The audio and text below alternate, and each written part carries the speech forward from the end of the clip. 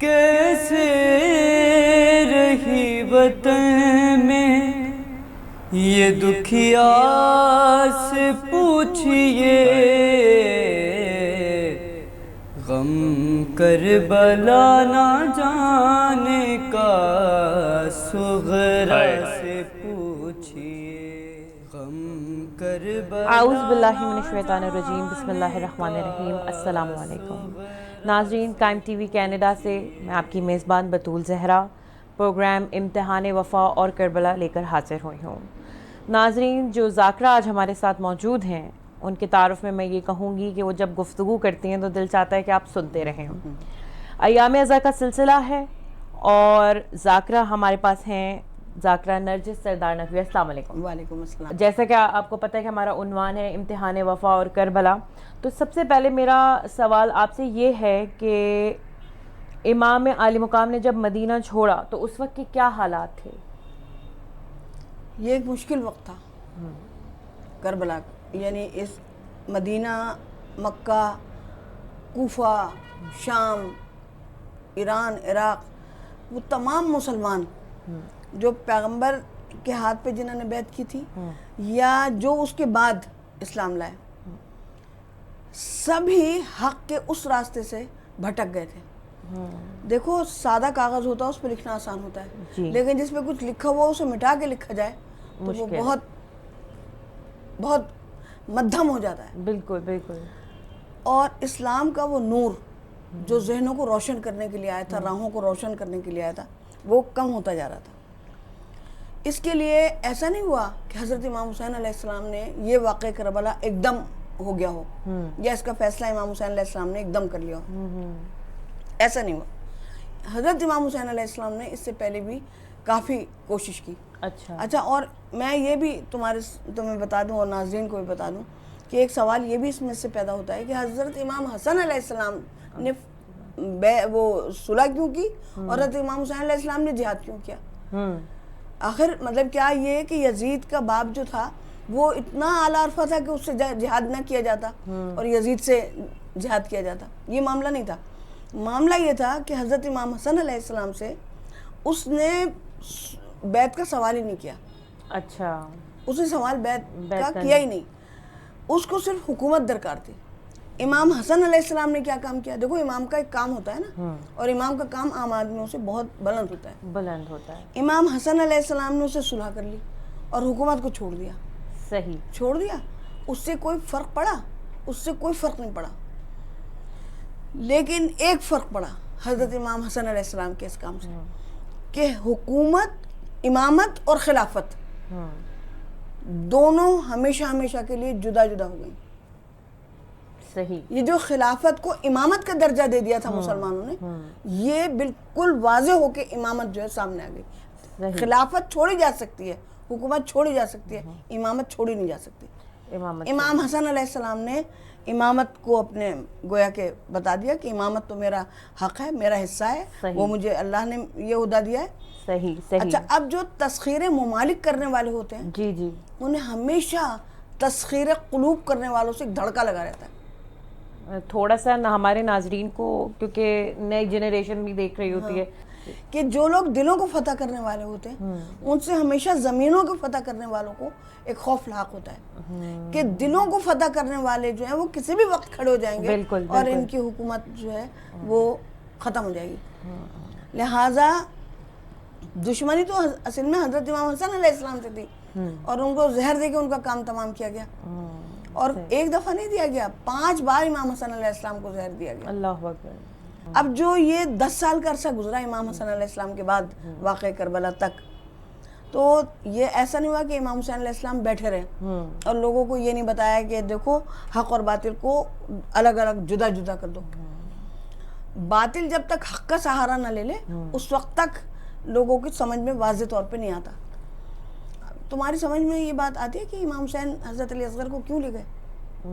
نہیں آتی نا، عام آدمی کی سمجھ میں نہیں آ سکتا۔ یہ 6 مہینے کی بچے کی شہادت آخر کیوں؟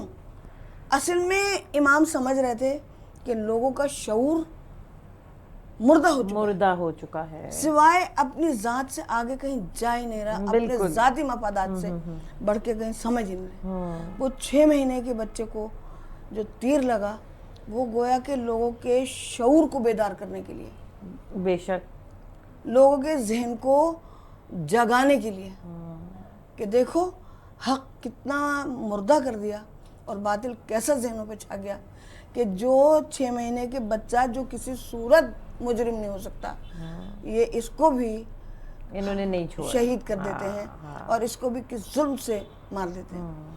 अब ये वो ज़माना आ गया कि जब छोटे बच्चे और वो असहाब जो पैगंबर के असहाब थे, उनको वो भी वो अपने आप से इतना खौफ खा रहे हैं और अपने घर वालों के लिए जुल्म इतना बढ़ गया है कि कोई हक की आवाज़ बुलंद करने के लिए आमादा नहीं हो रहा। बल्कि लोगों की हालत ये हो गई, ये तारीख़ की किताब मेरे सामने रखी है कि बाद लोगों ने माविया को रसूलुल्लाह कह के सलाम किया, अल्लाह अकबर, और ना सिर्फ ये कि उन्होंने मना नहीं किया बल्कि उन्होंने उसको कबूल किया।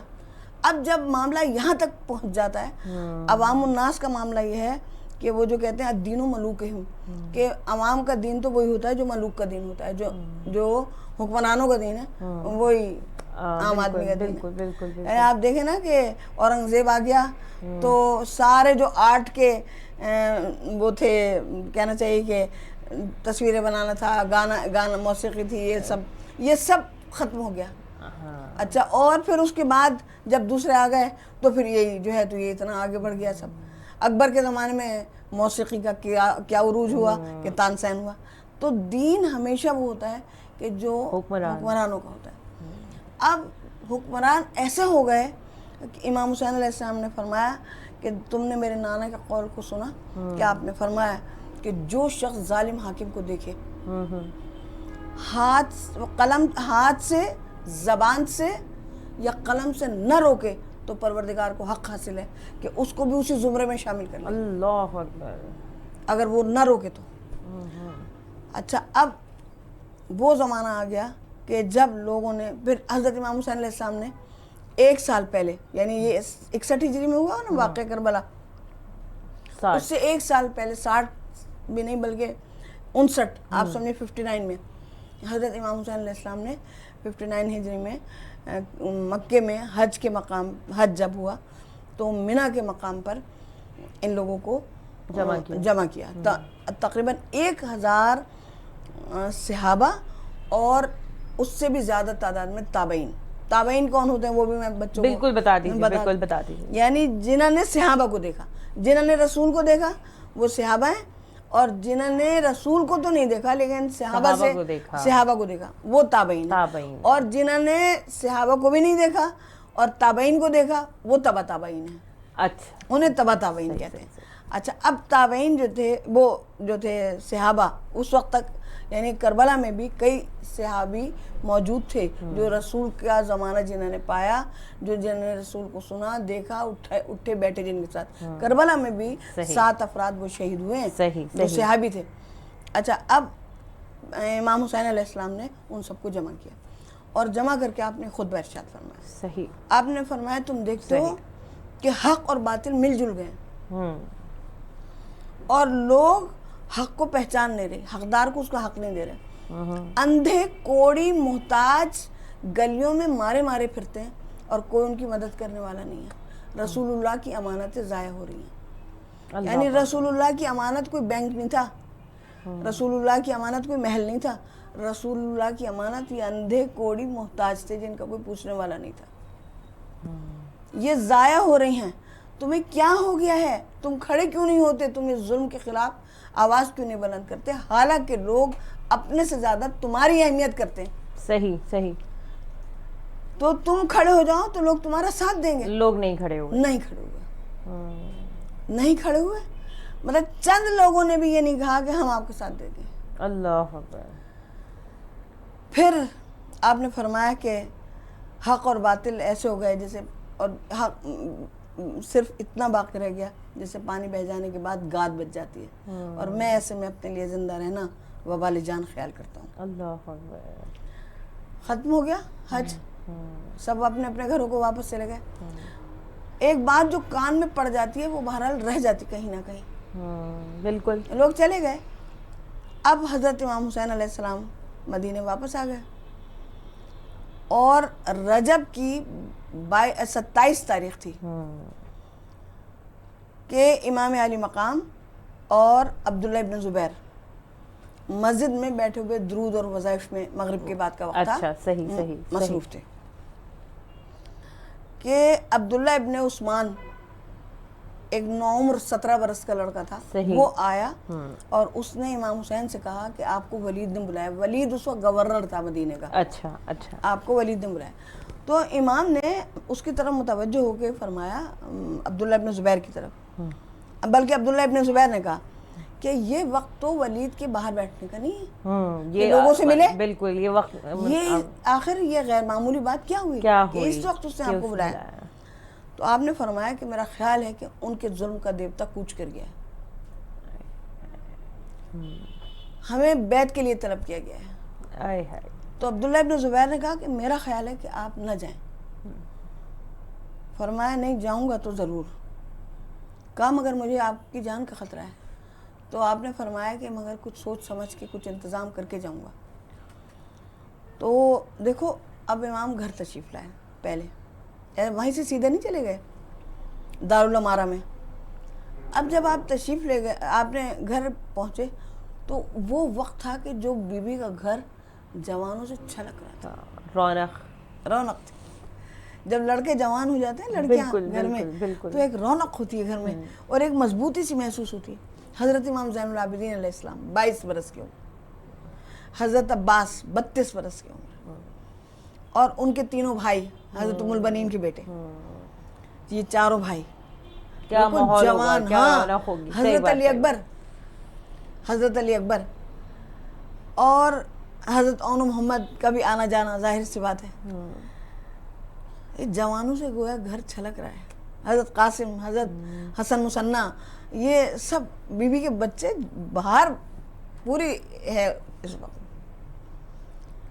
تو امام تشریف لائے تو چہرے کی جو کیفیت ہے وہی بدلی ہوئی ہے. باہر تخت پہ بیٹھ گئے اور آپ نے فرمایا کہ جاؤ زینب کو بلا لو.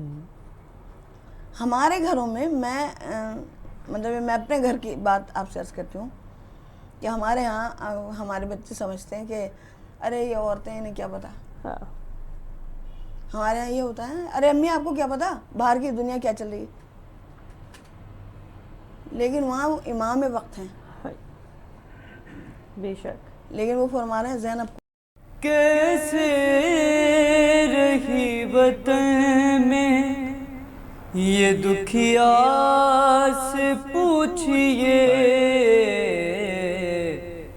غم کربلا نہ جانے کا صغرا سے پوچھئے, غم کربلا. ناظرین, امتحان وفا اور کربلا پروگرام چل رہا ہے اور اس سلسلے کی یہ پہلی قسط ہے. اس میں ہم گفتگو کر رہے ہیں ذاکرہ نرجس سردار نقوی سے, اور گفتگو کو ہم وہیں سے دوبارہ جوڑتے ہیں کہ جب امام حسین علیہ السلام کو طلب کیا گیا, ولید نے طلب کیا, تو انہوں نے کیا کہا کہ بیعت جو ہے وہ امام حسین سے ہی طلب کرنی ہے. ہم یہاں اس سلسلے میں تھے. جی اچھا. اب جب امام کے سامنے اس نے وہ خط رکھا تو امام نے انا للہ کہی, یعنی ایک مشکل کے وقت پہ یہ کلمہ جو استرجاع کا ہے یہ ہم کہتے ہیں. تو امام نے فرمایا کہ اس نے کہا کہ تو کیا آپ بیعت کر لیں. تو آپ نے فرمایا کہ مجھ جیسے شخص کا اس اکیلے حجرے میں اندھیرے میں بیعت کرنا یا نہ کرنا کوئی معنی نہیں رکھتا. کل صبح مسجد میں جب سب جمع ہوں تو اس وقت مطالبہ کرنا, پھر جیسا ہوگا ویسا کیا جائے گا. اچھا اچھا اچھا اچھا اچھا اچھا. اس نے اس کو امام سے ایسے نرم پازیٹیو آنسر کی, اس جواب کی توقع نہیں تھی. بالکل بالکل.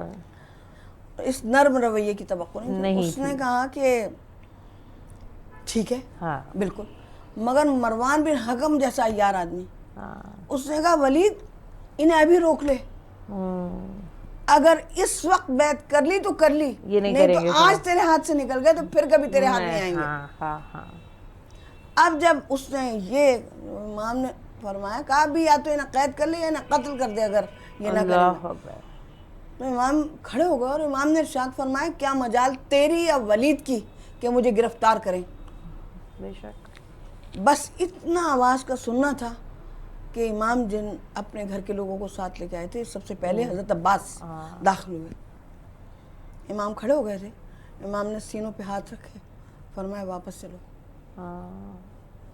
مگر مروان بن حکم کے اس جملے سے امام نے سمجھ لیا کہ یہ معاملہ یہاں رکے گا نہیں. ہاں یہ فساد مچے گا آگے جا کے. اب نہیں, اگر دیکھو امام حسین مدینے میں شہید کر دیے جاتے, وہ تو کیے جاتے. امام نے فرمایا اگر میں چیمٹی کے بل میں بھی چلا جاؤں یہ مجھے تب بھی نہیں چھوڑیں گے.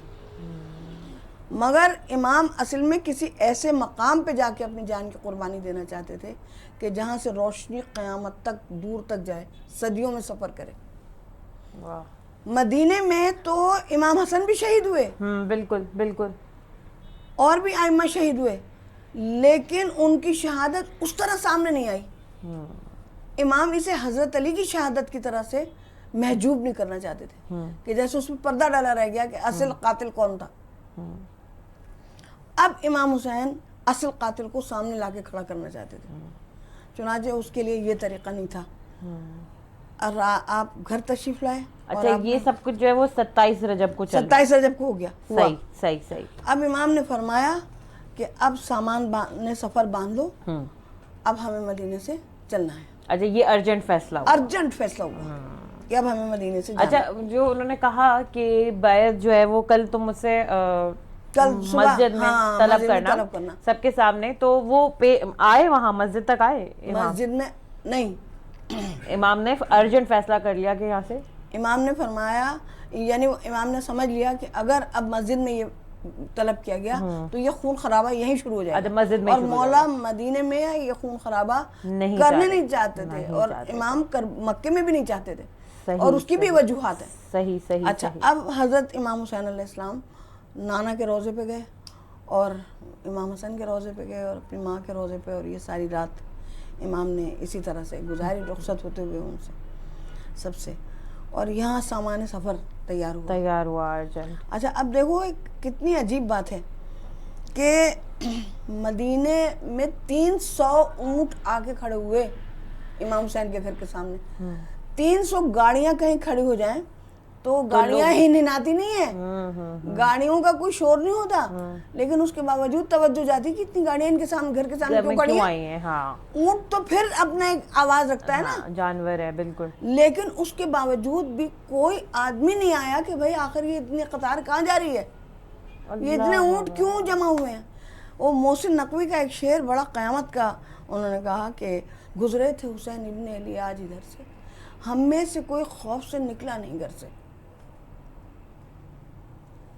کوئی گھر سے نہیں نکلا, سب گھروں میں بیٹھے رہے.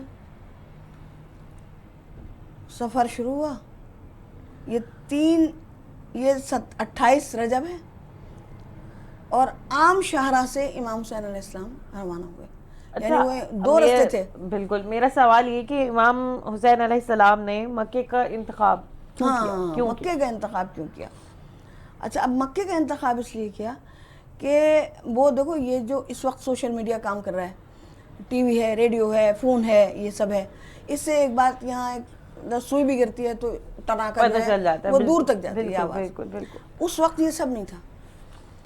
مکہ ایک ایسی جگہ تھی کہ جہاں ایک تو جنگ کا معاملہ نہیں ہو سکتا تھا, وہاں تو یعنی یہ ہو ہی نہیں سکتا تھا نا کہ وہاں جنگ ہو رہی ہے یا وہاں تلواریں چل رہی ہیں, یہ نہیں ہو سکتا تھا. وہ ایک ایسی جگہ تھی مکہ کہ جہاں پہ گھاس اکھاڑنا بھی میں نے تم سے بتایا بھی کہ منع تھا. بالکل. اور دوسری بات یہ تھی کہ دنیا کی تمام لوگ جو ہیں وہ وہاں آتے رہتے تھے ہر وقت, یعنی عمرے کے لیے ابھی بھی یہ سمجھ لو کہ وہ جگہ خالی نہیں ہوتی. اچھا اب اس میں جب لوگ آتے تھے تو وہ اپنا سامان لاتے تھے, اور وہاں دوسرے آنے والوں کے ہاتھ, دوسرے شہروں سے جو لوگ آتے تھے ان کے ہاتھوں فروغ. تو یہ ایک گویا کہ بزنس کی بھی جگہ تھی اور یہ ایک عبادت کی بھی جگہ تھی.